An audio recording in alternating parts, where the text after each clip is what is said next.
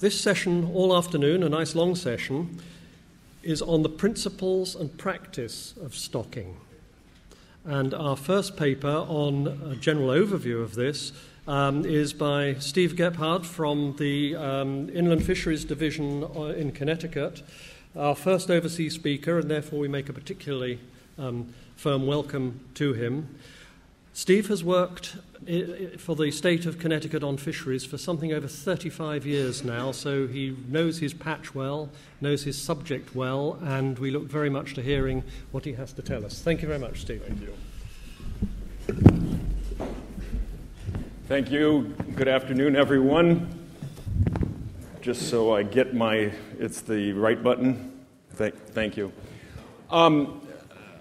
I've been involved with the Connecticut River program in Connecticut, and I'm using this as a case study, but my goal here isn't really to tell you all about the restoration program. I will leave lots of those details unsaid. I'm using it as a vehicle to talk about stocking and what we have done and the lessons that we feel that we have learned. This is sort of an outline of what I want to get across. I want to talk about stocking different life stages of salmon. I want to talk about those key issues, what worked, what didn't work. And I have to emphasize that this is a management program. It's not a research program. Yes, some research was done in conjunction with this, and I will present some results of that research. But like most management programs, it wasn't set up for research, and so sometimes it's a little frustrating, our lack of firm conclusions, just the way the work was done. And you have to understand that's from that perspective and a true restoration perspective. If you're not familiar with the area, this is where New England is over here, and this is a map of the salmon rivers of New England, and you can see that the Connecticut River here is actually, I don't need to use the pointer because I've done this. Try that again. The Connecticut River is one of the southernmost rivers, salmon rivers in North America, certainly the southernmost now. And it flows into the Long Island Sound, which is this, this enclosed estuary by New York City. And all the other, I'm going to mention the Penobscot River in passing. I'm sure a lot of folks have heard about that, particularly in light of the recent dam removal. So that's where the Penobscot River is. And these are some down east rivers that I will also mention from time to time. So although I'll be speaking mostly about the Connecticut River, I will mention these other U.S. rivers. The other thing good to know about when you're talking about New England is Cape Cod is sort of a differentiating line between the cold waters of the Gulf of Maine to the north and rarely exceeding 18 degrees, and the relatively warm waters south of Cape Cod. Long Island Sound sometimes exceeds 24 degrees. I tell you this just so you can interpret some of the results that I present. Again, this is the Connecticut River watershed. While the mouth is at the southern extent of the range, comparable to Portugal, its headwaters are right up there by Canada and Maine, right in the heart of the North American watershed, or I meant to say range of U.S. salmon. Some facts there, and quite diverse in habitat. You have, at the mouth, you have tidal, commercially navigable river. At the top, you have spruce fir cold forest. So here's some basic facts. Again, my job here isn't to tell you all about the program, but these are some of the key facts that will introduce you to the program. I want to point out a couple of bullets. One, the native salmon were gone, all of them, by 1810. So when we started this, there were 0 salmon, and there hadn't been salmon for 150 years. So that's an important point. And the objective of our hatchery-based stocking, and this ties in very well to David's opening remarks and his listed reasons for stocking, was to create a run where none had existed at the time. Let's start talking about smolt stocking. When we first initiated it, we transformed some existing state trout hatcheries into salmon hatcheries, but soon the federal government built the White River National Fish Hatchery in Vermont, often described as one of the largest. Yeah. The reason I use that artist rendition is because the hatchery's too big to get into one photograph, so I think that's a 1970 Volkswagen microbus there. So this was a state-of-the-art, very large hatchery, and it became the flagship for production of first smolts and later fry for the Connecticut River. Some state hatcheries continued with the effort. We started with 2-year smolts, but then figured that it's more expensive. They spent more time in the hatchery. We weren't able to determine that there was any difference in the return rates between 1 and 2, although we'll talk more about that later. And so we shifted over to a 1-year program. I'm not going to talk a lot about our marking program, but I just wanted to point out that we did mark in some way a lot of these smolts. Some of it was to identify catches off in Greenland and other places, but a lot of it was to evaluate our stocking programs. And so much of what I'm going to tell you about is the result of our marking programs. So let's start off with, where do you begin? When you have a large river that has no salmon in it, where do you get the eggs to start? And our first objective that everybody recommends to us is start with the salmon river closest to your river. Well, there wasn't any. If you remember that map of New England I showed you, there was nothing south of Cape Cod, and north there was a few fish coming back to the Penobscot, but they weren't willing to share any of their eggs at that point. So we had to go long and far, and what we started, and the other objective, that's the Penobscot River now in the circle, but the other objective we came up with was, how about if you take stocks, a lot of different stocks from different rivers, assuming this natural diversity, there'll be a lot of different traits in there. We throw them all in one river and let Mother Nature sort them out. Let natural selection figure what's adaptive and what's not. So we couldn't get any from Maine, so we ended up, first of all, going to Newfoundland, the Gaspé of Quebec, and the Miramichi watershed in New Brunswick. None of those really, we may have met the second objective, but we certainly didn't meet the first objective. Some of these rivers are over 1,000 kilometers away from the Connecticut, and the natural state of habitat, the nature of those watersheds were a lot different than the nature of the Connecticut River watershed. So questionable choice, but that's all we had available to us. So we used what we had. Let's talk about the sea returns. While we were using those Canadian rivers for about 11 years, the best we ever did in 1 year was 7 fish. Not too stunning of a success. Later, Penobscot River fish eggs did become available to us, and so we started putting them in our hatchery and stocking them.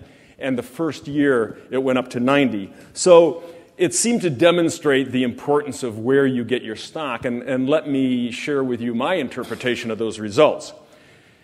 For salmon coming back from the marine feeding grounds, once they start getting into coastal waters, they come around Newfoundland, and they have a choice to make. When they approach Cape Breton Island, they can either go right into the Gulf of St. Lawrence, and from there they can find their home river, or they can take a left and go around Nova Scotia and enter the Gulf of Maine. I suspect that decision point right there is genetically regulated. I don't know, but obviously some fish made the green turn. Some of the Canadian fish made the green turn, but it seems like there was a big difference there. And if my conclusion is correct, it really underscores the importance of choosing donor stocks carefully.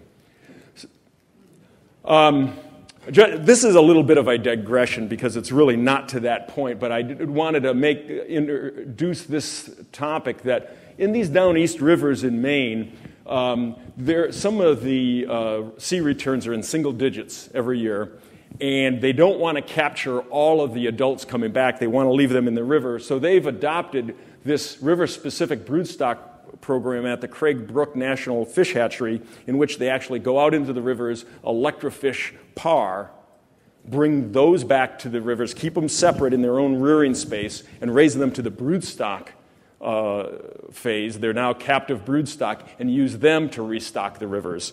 So it's sort of an adjunct to the point about the source of your donor stocks is very important. Moving on to some of the issues that we feel are important in our experience on the Connecticut River. Physiological assessment. We want to make sure that what we send out as smolts are truly smolts, and that's not always the case.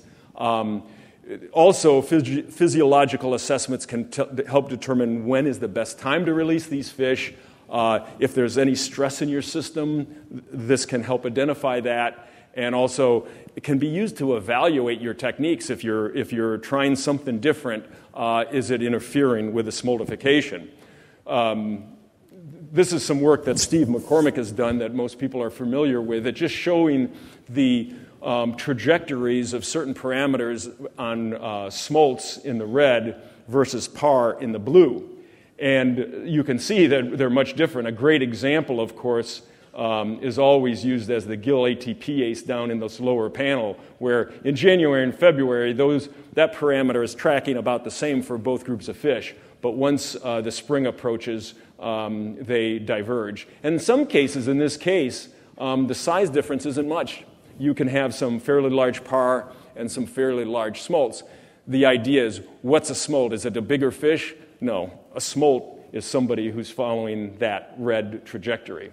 So this is really important, especially as we experimented with different rearing regimes in the hatchery to try to get fish out either sooner, later, or using advanced light or any of these other techniques. And this just is making the same point, again, just showing the difference between smolt and par in a couple of parameters, including seawater challenge and osmoregularity. This physiological assessment became very important when we started assessing our different kinds of hatcheries. We have hatcheries that used water out of the rivers, surface water hatcheries, so it shows the seasonal fluctuation of water temperature. And we have well water hatcheries in which the water is a constant 10 degrees. And all of the hatcheries were producing nice silvery fish in the spring, ready to go out, ready to be stocked. But we found through these physiological assessments that some of the fish from the well water hatcheries weren't true smolts. They were silvery, a little bit fat, not showing a lot of the fin emarginations, and in fact, we put radio tags on some of those silvery fish from well water hatcheries, and when they were released, they went upstream. So silvery juvenile salmon don't always make for smolts, and so we actually converted our well water hatcheries to other uses. We stopped using them as smolt producers. Release methods. Of course, you can always back up the truck and dump the fish in the river, but for a while, we were using streamside imprinting ponds. These are about 11 meters in diameter, fed with stream water. We would put the fish in there with the idea that we're going to, number one, make sure smoltification is complete, because sometimes these fish were being brought from a northern hatchery down to southern latitudes, and we wanted to make sure that they were true smolts before we released them. We wanted to make sure that they were truly imprinted to the river that we wanted them to return to, because they were coming out of a hatchery up in Vermont, but we wanted them to come back to a stream in Connecticut. This was the plan. But our evaluation showed that, number one, during that smoltification time in these ponds, we suffered from particularly furunculosis, but also fungus. And again, the physiological assessment told us that density, that at this stage of their life, these fish are just not used to being packed in with 19,099 of their cohorts, and that actually retarded the physiological process of smoltification. We discontinued use of these ponds and started stocking them in various places in the river system. We explored night stocking. This we did based on some papers in the literature and the fact that we had documented large congregations of predators in a few of our routine release sites. We did this late in the program and with relatively few numbers and as it were, poor return rates. And so the results were inconclusive. So I'm not going to stand up here and recommend this or not recommend it. I would just say that I think this warrants more work and more study, but we don't have data to present. Time of release in the year is something we did spend some time with. This is a stylized hydrograph of the Connecticut River showing that when the snow melts in the upper watershed, usually the peak of the stream discharge is late March or April. And we found that we got the best return rates from hatchery smolts that were released close or a little bit after that peak. Which is really interesting because in a moment I'm going to talk about fry stocking, and those fish, and I'll call those stream-reared smolts as opposed to hatchery smolts, the peak of that movement is much later. So you think the stream-reared fish have some knowledge, have some instinct to go out at the right time, but remember, they're not native. It's not a native stock, so there's a lot of questions here. The other problem with this, if you were to use these results to try to inform your management decisions, is that with climate change, we're seeing a lot of change in the hydrograph of the Connecticut River. It's getting earlier, and it's getting very unpredictable. That peak does not occur at the same time every year, and so how do you plan your releases? The size of the smolt, first of all, the size of the fish on whether or not they're a smolt. These are some data that just show that size does matter. Our studies in our hatchery system indicate that this range is what produced hatchery-reared fish from approximately 150 millimeters up. And it's interesting because that corresponds fairly closely with the observed length frequency of the stream-reared smolts, the ones we're putting in as fry.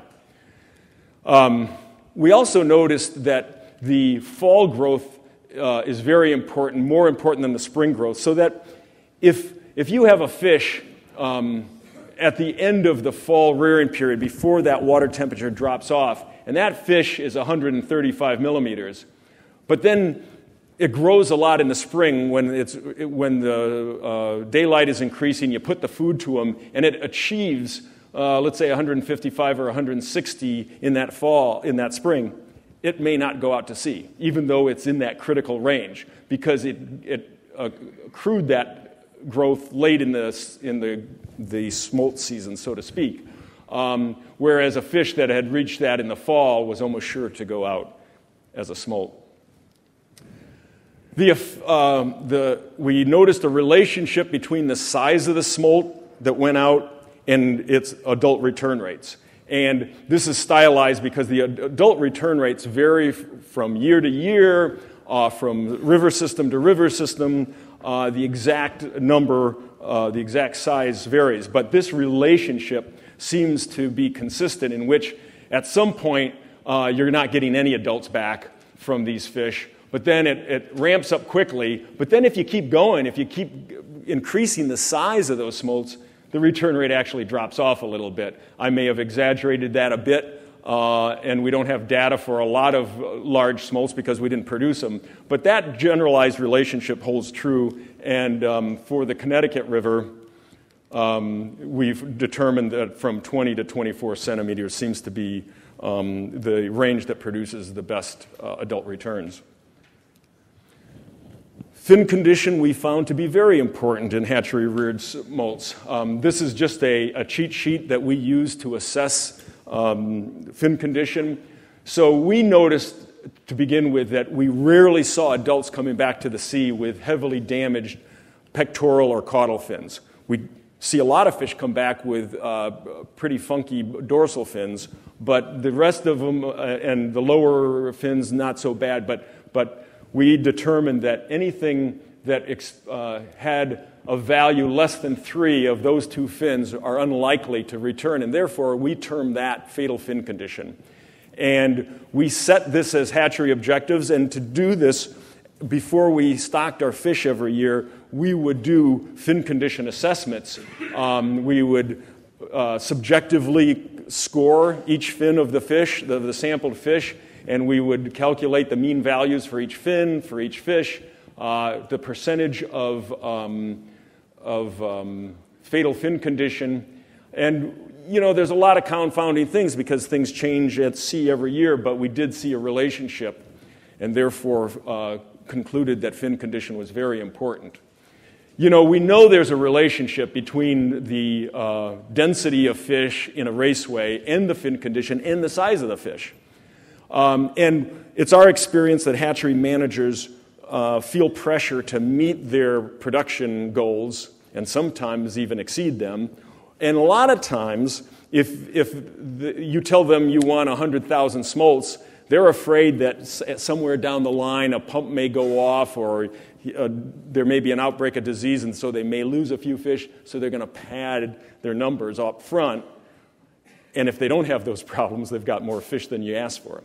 So we're suggesting, in our experience, that we set those management goals in terms of the quality of the fish. You're going to bound it with some numbers, and then let the managers figure out how many their facility can produce and still hit those quality objectives. Fish health, I don't have a lot to talk about. Like everybody else, we monitor it, we study it, we pretty much had it under control. We did worry about the impacts of sublethal infections. We did try to vaccinate some pre-smolts before being stocked out, particularly for furunculosis and Vibrio. But again, like I said on some other factors, the numbers of fish that we vaccinated were too low and the return rates were so low, we were never able to make any conclusions about the effectiveness of this vaccination program. I do think that it deserves some further study. Stocking location. We started out putting most of our smolts below the hydroelectric dams because we didn't want them going through the turbines. And we also noticed that when we'd put them in these batches below the dams, the striped bass and the cormorants and everything else learned that fairly quickly and started showing up at the same time, at the same place every year. We also noticed that our tagging studies showed that a lot of these fish would get out of the river very, very quickly in a lot of our locations. And we weren't sure. I mean, it's a quick migration is good because it minimizes predation loss, perhaps, but you also worry about the state of the fish and the condition and making sure that fish can acclimate to salt water when it gets down there. We also did one study in which we stocked a whole bunch of fish at a tidewater dam, and that dam had a fishway in it. And 2 years later, a lot of the fish came back but never went up the fishway and spawned in suboptimum habitat in tidewater. That really pointed out to us that salmon can home very precise, can imprint and home fairly precisely, and so you need to stock these fish where they want to go, where you want them to go. So based on a number of those issues, we then started releasing our salmon smolts upstream of hydroelectric dams. These are dams that have effective downstream bypasses that allows them to, at least we hope, avoid the turbines. And it was interesting because when we recaptured some of those stock smolts at a sampling station at one of these hydro dams, we noticed that the immigration was delayed for a month. That may not be good. Perhaps it's not so bad. But one of the interesting things was the physical characteristics of those hatchery smolts. If they didn't have an adipose clip, in a lot of times they were hard to tell from a wild fish. They had turned into real smolts. They got skinny. They got a big eye. They got black emarginations. In fact, some of the frayed fins had healed. So just this extended experience in a free-flowing stream for smolt hatchery, I meant to say a hatchery smolt, may be helpful in many ways.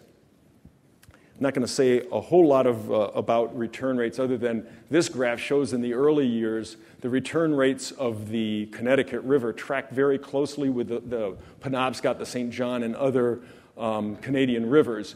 The rates may have been lower, but at least they were going up and down at the same time. This shows the same thing, just comparing the Connecticut with the Penobscot, and it shows that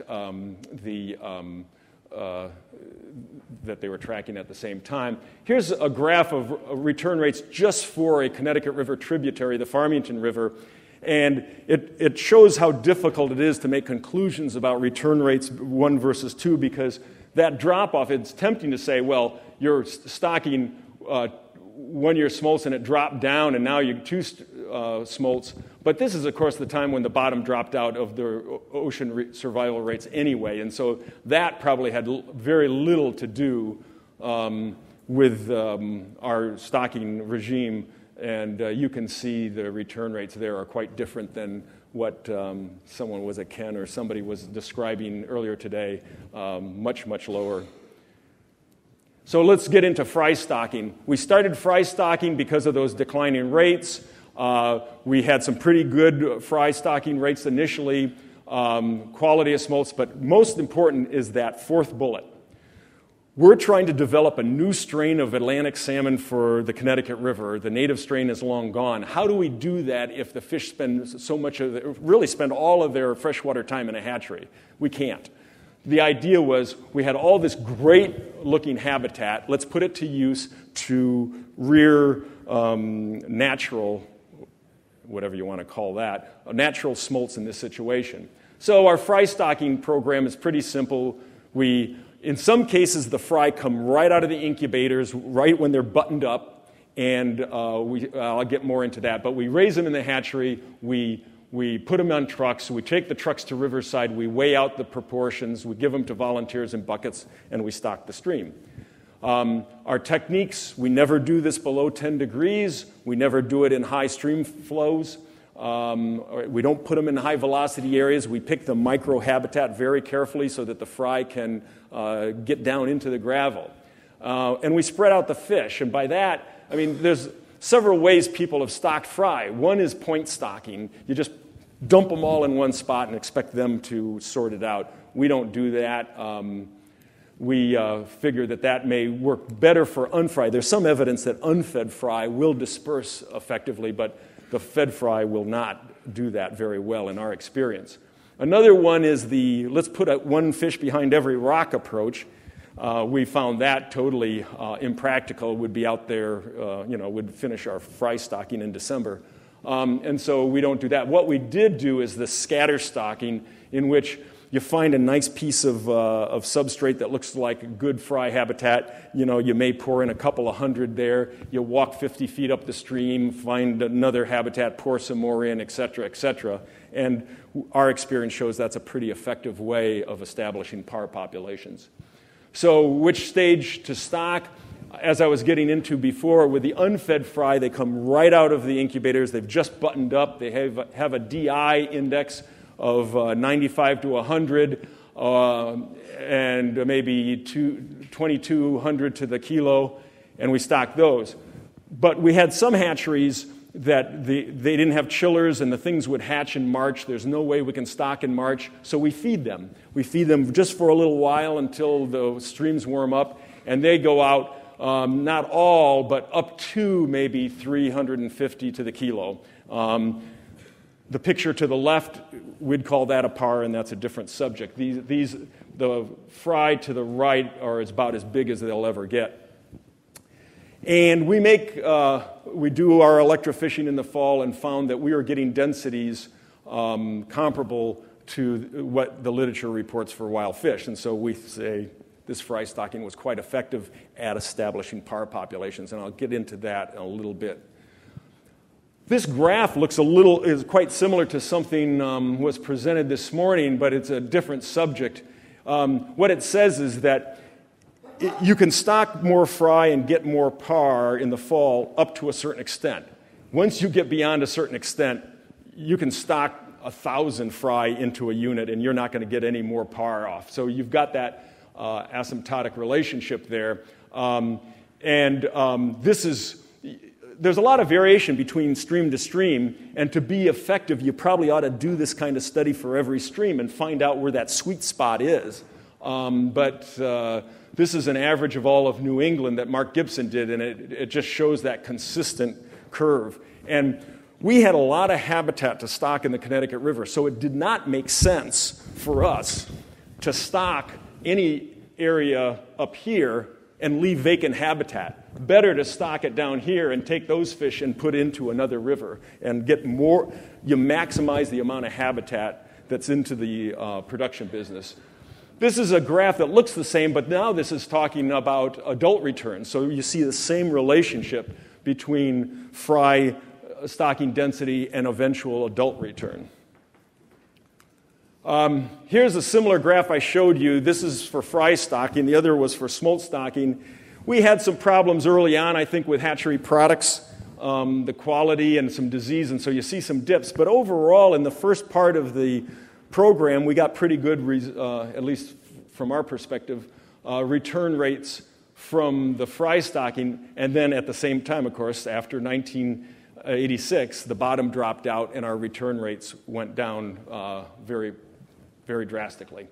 And this says that we stocked a lot more fry in the latter years than we did in the previous years.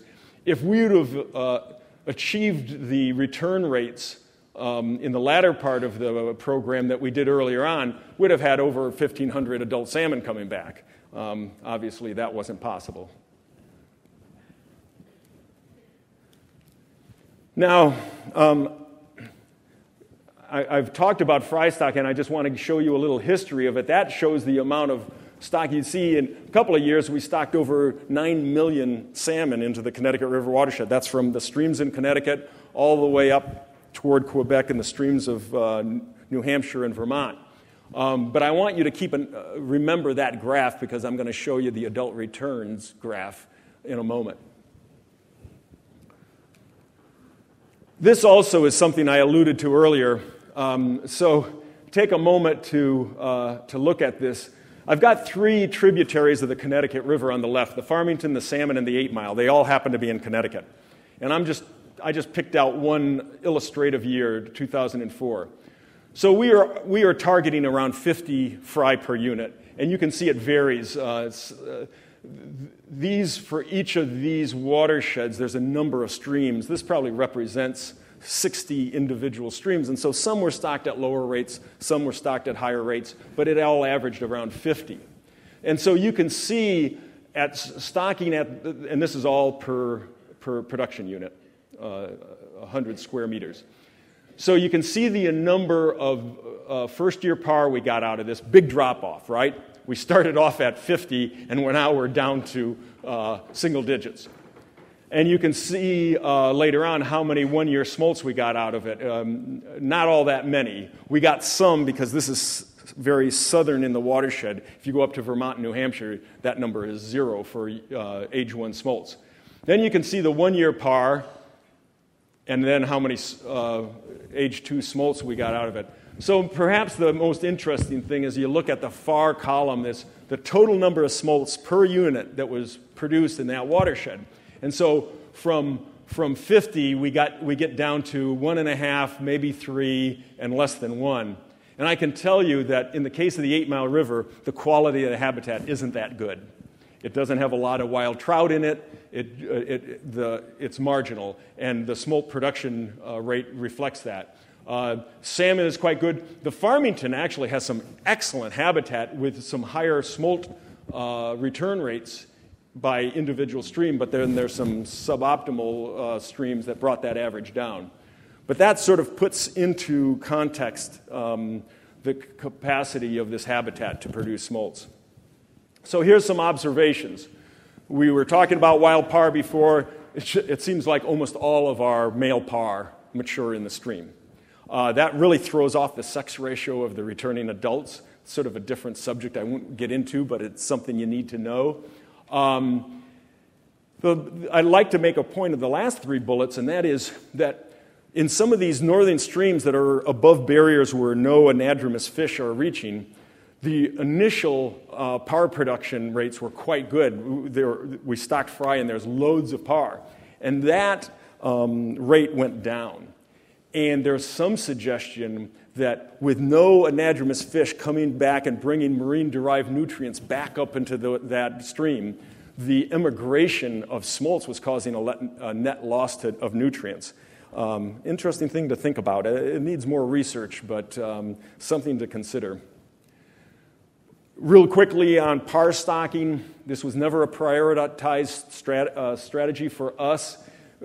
We had to get them out of the hatchery. They weren't going to be smolts. There wasn't room for them. We got them out. We stocked them in the fall, which is arguably the worst time to stock them, just before winter kicks in. We always thought that fourth bullet, we always thought it was a worst-case scenario. They stayed long enough in the hatchery, unlike a fry that goes out right away. They spend enough time in the hatchery to pick up bad habits of the hatchery, artificial environment. But unlike smolts, that once you stock them, they get out, these things had to stick around for another year. And we never saw any established par populations from par stockings. I understand that there are people in this room that may disagree with that and feel differently for their watershed, but I'm reporting on what we have found. And that's been true pretty much throughout the U.S. The Penobscot River had a couple of years where they thought some par stockings contributed to adult returns, but I don't think we've been able to verify that. I want to make sure you understand that our winters are probably a lot harsher than some of the winters in your watershed. And the reason I bring that up is when you stock par right before this happens, it's a stress. They have to find a home before the river totally freezes over. I showed you the graph of fry stocking. Now I'm showing you the adult returns. I didn't update 2013. 2013 is just a hair higher than 2012. And so you see we got this big increase, then the drop-off, and even though we were stocking millions of fry, those are the kind of numbers we were getting. You know, in latter years, the best, we got 200 fish back. So lessons learned. Well, if you haven't had salmon in 150 years, bringing them back is a real tough thing. If you got salmon, hang on to them. The donor stocks are very important. The quality of the product is very important. Don't let the tail wag the dog. The hatchery is not the program. The hatchery is a tool for the program. Use it appropriately. Be wary of well water hatcheries. We ought to look into this thing about riverine experience for hatchery smolts. We proved that fry stocking can establish par populations. We're not sure there's any difference between unfed or fed. You should, if you've got habitat, vacant habitat, you ought to get it all into play. Par stocking was not effective for us. Somebody else mentioned you've got to assess the performance. If you're doing something, continually assess it and strive for improvement. And I point out that stocking cannot solve all the problems. I think I realized that I skipped a slide. This is, we made some conclusions. Some of these are sort of redundant from our lessons learned. I guess I point out particularly the first two. One of the good things about using the Connecticut River as a case study for stocking is there are no other salmon. There's no salmon river close to us. There are no strays. Any fish, any adult salmon that came back to the Connecticut River was due to stocking. You saw the graph. Fish came back. So can stocking bring adult salmon back from the ocean? It absolutely can.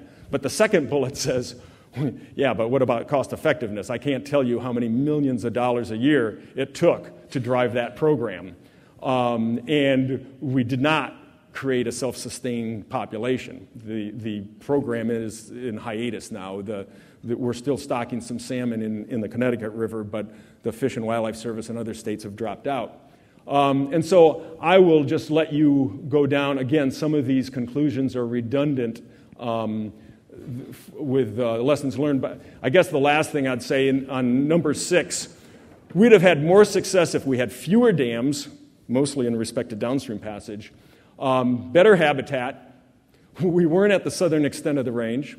We weren't south of Cape Cod. And we didn't have this big marine phase shift that we're all suffering from right now.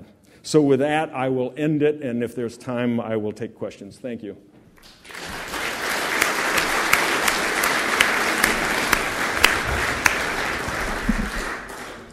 Yep. Thank you, Steve. We do indeed have time for a couple of specific questions. So, anybody like to start?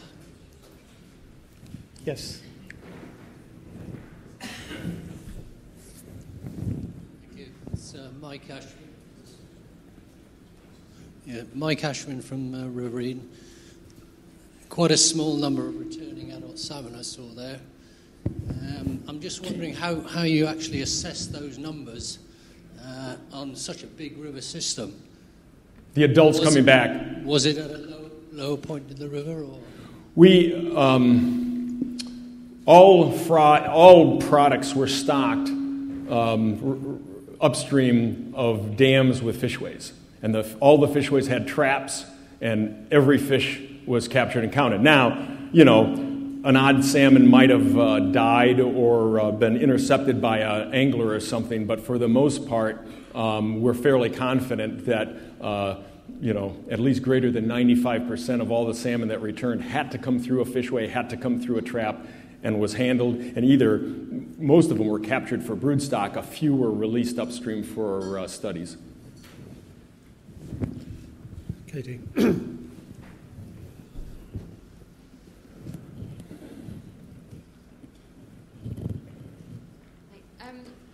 I just wondered, obviously the things that we've been stressing about are before starting any sort of stocking restoration scheme is making sure that the issues that caused the decline or the extinction have been addressed first. Did you seek to do that? Obviously you suggested things that could have still been an issue. Did you have any feeling for why they'd become extinct? Oh, clearly, yeah. I mean, the historical record was clear. In 1798, they built a dam across the Connecticut River, and this is going to shock you, but the salmon stopped coming back. What was the driver then to spend millions of dollars stocking when you knew that the dam was the problem? Well, we spent millions of dollars building fishways. So our approach was incremental. Okay. When we started stocking, not all of those dams had fishways, but we had plans in place. The first dam, another thing I'll tell you is the Connecticut River has a very good, strong run of American shad. And why it may not be apparent in this audience, American shad are highly valued as both a food fish, and there's a commercial fishery, but also for angling. People like American shad. And so we were able to convince the Federal Energy Regulatory Commission and other parties to mandate the construction of fishways for the existing shad run. And that got us 3 dams up before we had to go into salmon habitat. And so we had a plan, and it worked.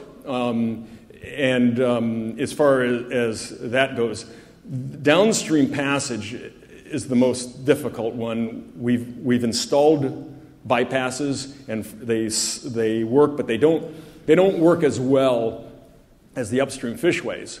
So I guess you would have to say, in response to your question, we understood the reason for the demise. We had a plan to address those issues. For the most part, the execution was okay, at least for upstream. We never have felt upstream passage has been an issue for Atlantic salmon.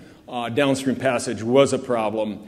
And the other thing is that we didn't fully appreciate the variation in the qualities of the habitat, and we certainly never, even to today, appreciate sea survival rates and something out of our control.